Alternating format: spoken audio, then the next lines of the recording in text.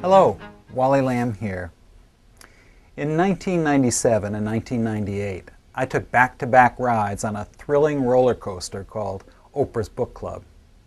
But by 1999, the ride was over, and there I sat once again before the blank page in search of new characters and the stories that they had to tell me.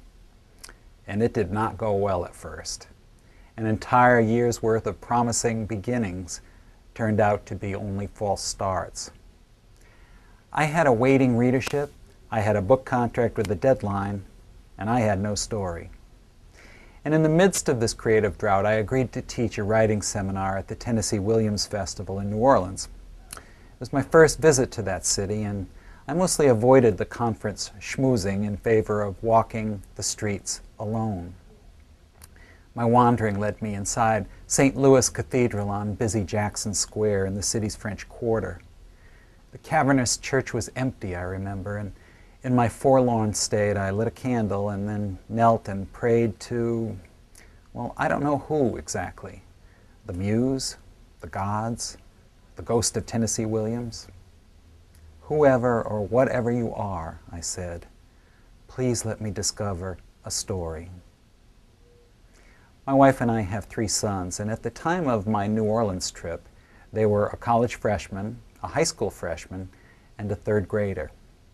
Shortly after I returned home, our 3rd grader carried home from school a praying mantis egg case, a science experiment that had failed because the insects had never hatched. And somewhere around that time, out in Colorado, shots rang out at Columbine High School. And my office telephone rang too. The librarian at a nearby women's prison was calling. There had been 2 suicides, she said, and other attempts. The staff was struggling to counteract despair with hope. Would I come and speak to the women about the benefits of writing?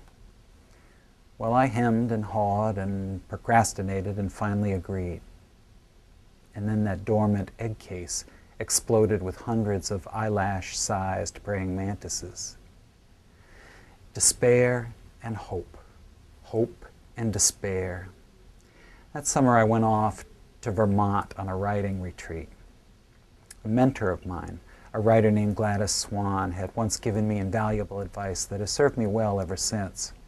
If I wanted to write fiction, Gladys advised, I should study the stories that have lasted the longest and then craft my own versions of these ancient myths.